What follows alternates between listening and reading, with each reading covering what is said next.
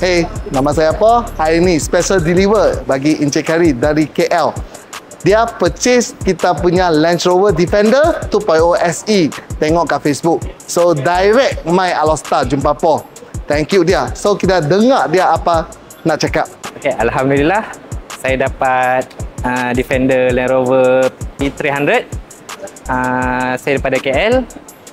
Saya berurusan dengan ADZ member. Wakil sale dia Encik Paul. Amat mudah berurusan. Semua proses apa semua ambil masa lebih kurang 1 minggu sahaja.